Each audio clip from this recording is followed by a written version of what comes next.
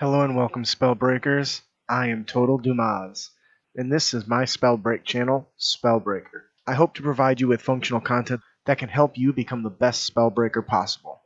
Now, keep in mind, I am in no way claiming to be the best, or even a good player to be honest, but I love to observe those that are the best in all the world, and do my best to understand what sets them apart from the rest of us. Now, I'm starting this channel with a quick breakdown of what I've learned to be some of the best starting points into getting into Spellbreak and not being, the first victim on the exile list. That being said, aside from the obvious spending time learning what all your equipment does, which is super important, but that usually comes in time, which I will have more episodes on, an analysis of all the gauntlets, classes, items, runes, all that stuff in the near future, so subscribe and click that bell to get notified as soon as they release. That being said, let's get into it. The first thing we're going to talk about is movement. Movement is one of the most important skills to focus on in Spellbreak. In my opinion, sometimes it can be more important than even aiming. The reason for this is while aiming will help you exile your foes quickly, great movement will help ensure that you can survive against even a better skilled player, regardless if they have better skills or better RNG during the match. Now, this does go without saying that there is some skill gaps that this isn't going to change, but if you watch all the top players, movement is the one thing that sets them apart from everybody else. It's not even debatable that movement in Spellbreak takes place at breakneck speeds. Whether you're vaulting into the sky with the wind gauntlet, dashing along an ice track, or teleporting from point to point. In any case, movement is the core of the game, and we as players need to spend a lot of time mastering the variety of techniques and skills that come with movement. The basic of movement comes as simple as being aware of your surroundings. While it is nice to exchange fireballs with your foe, blasting each other back and forth, it can often be a greater benefit to spend a moment to take cover behind a hill, dash into a hallway of one of the runes, or simply put a tree between yourself and your enemy. There are many ways to interrupt the line of sight of your foe, and it can be a powerful tool, either for allowing you to regain mana while recharging, or take cover from a barrage of attacks that have come unexpectedly and you're not exactly sure which direction your foe is coming from.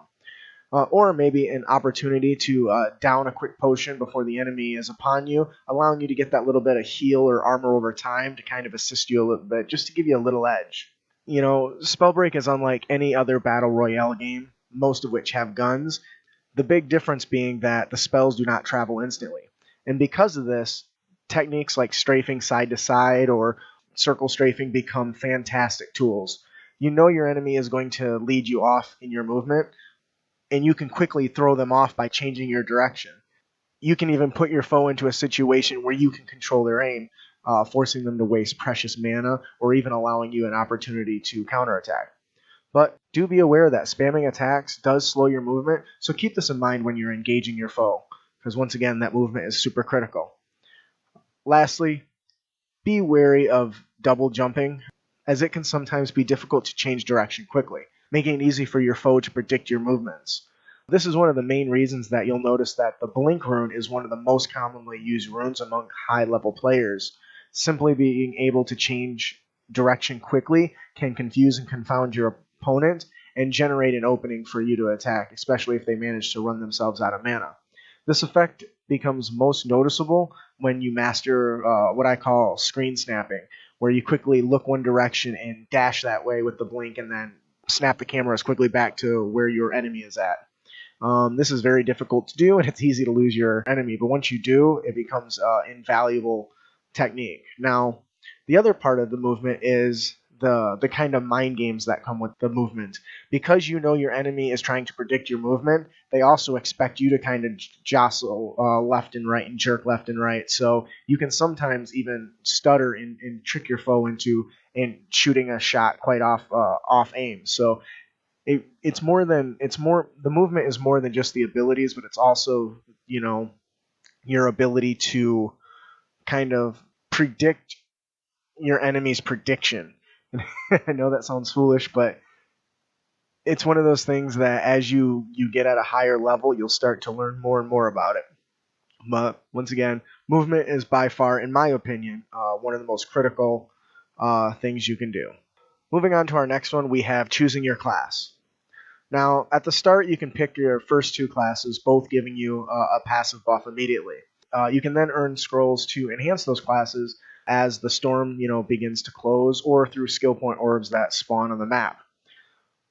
When you land into a game, you're going to be tempted to quickly pick your favorite classes. Try to do your best to avoid this right away. Spellbreak has an intense focus on RPG and RNG, so meaning you're not always guaranteed to get that perfect combination of gauntlets, items, or runes that go with whatever your preferred class is. This means that it is very easy to shoehorn yourself into a situation where you end up bypassing amazing options just so you can get a chance to get that perfect combo. Or you might end up picking a class that you don't have as much synergy with based on the current loadout that you found.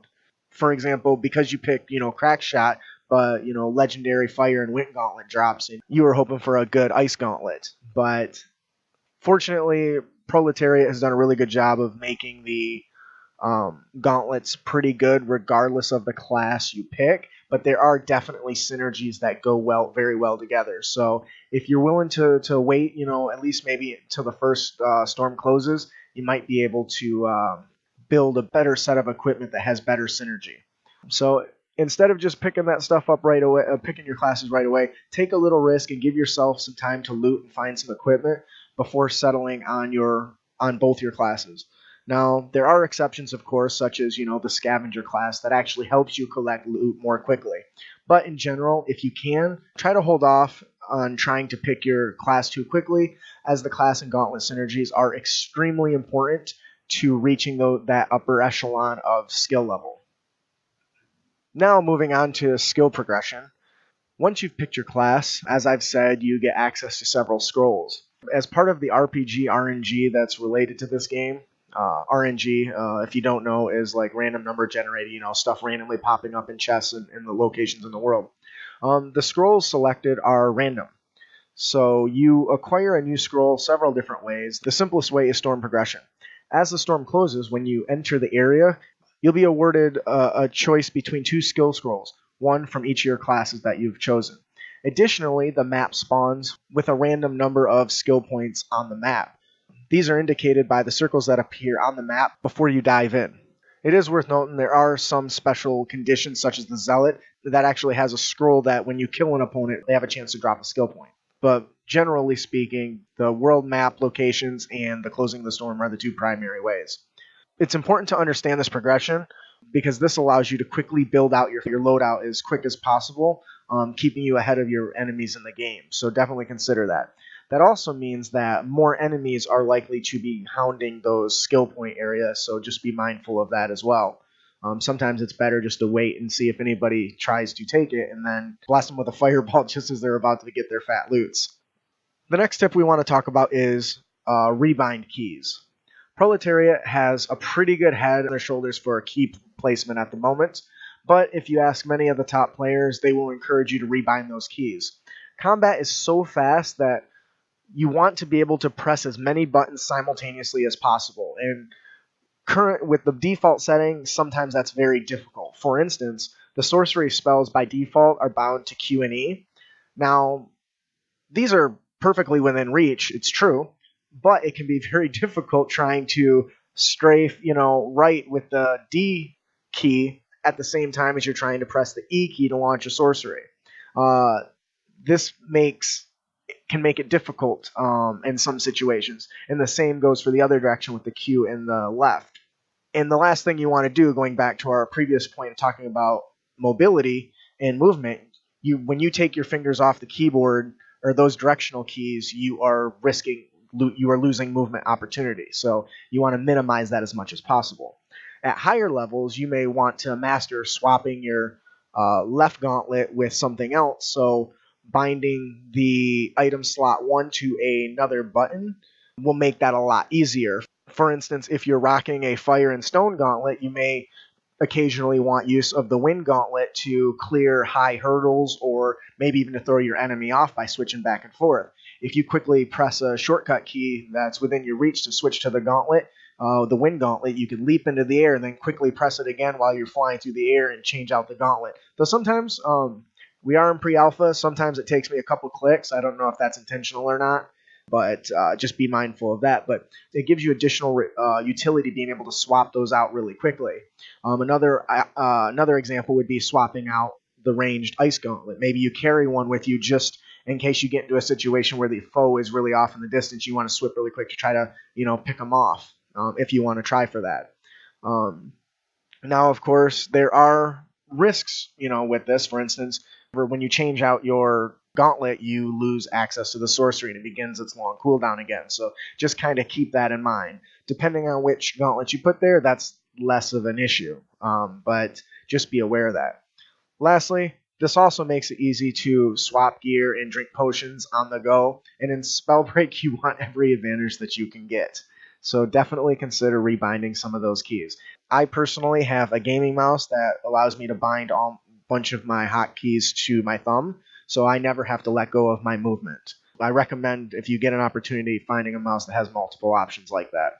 That being said, our next tip is diving right in. Now, if you're looking for a way to improve your skill really quickly in the game, the best thing you can do is practice. Now, I know that sounds ridiculous, but now I know that seems kind of simplistic and in its train of thought, but the reality is you need to practice to get better. While the waiting room isn't too bad, since nobody can be exiled, to me it isn't a good way to actually build your technique, but it does allow you to build your knowledge. The best way to improve your game, I feel, comes from actually fighting and surviving against your other opponents. And I feel like the best way to do this is by, when you first dive into your location on the map, you're going to be tempted to try to avoid all the other players.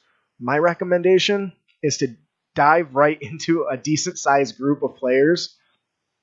And sure, the risk is high, you're probably going to die, but you will gain far more combat experience constantly dropping in and spending a few minutes fighting the players than you will hiding off in a corner for 20 minutes before you run into the one guy that smokes you.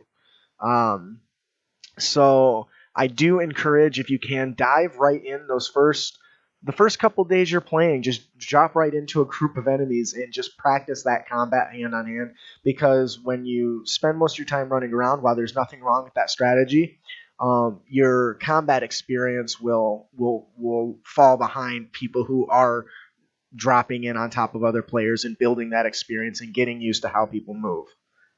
So you can find that this can be a very effective use of your time, because if you can drop into 4 matches and get in battle with 10 people in the matter of a half hour, that you might spend that time on the outskirts of a single battle royale match before you actually engage an enemy. So I can't recommend that enough. That is diving right in is one of the best things you can do early on, just to get a feel for combat experience. Now, I was going to make this a top 5, but I figure I had to toss this bonus tip in. At the top of every Spellbreak screen is a compass. This is an amazing resource when playing with other Spellbreakers. It's often difficult to call out enemy locations as the map and topography changes, but when you're grouped up, this tool can quickly be used to call out enemies coming from or in a specific location. But by simply calling out a number that's on the compass, a team of 4 Spellbreakers can quickly turn and find the specific location of a foe, allowing your team to react much more quickly than a group who is stumbling over their words trying to describe what terrain and what location the enemy is in. In addition to that, it really goes well with the audio effects, because you can hear the spells from so far away. So definitely use the compass navigation to root out your enemies. Alright, Spellbreakers, thank you for watching my video. I hope you're able to walk away with some valuable knowledge. I'm planning on many more videos, including analysis of gauntlets, classes, runes, and items. So hit the subscribe button and keep up, and ring that bell to be notified when new videos go up. Alright, that'll do it, Spellbreakers. I'm Total Dumas. I'll meet you in the ruins.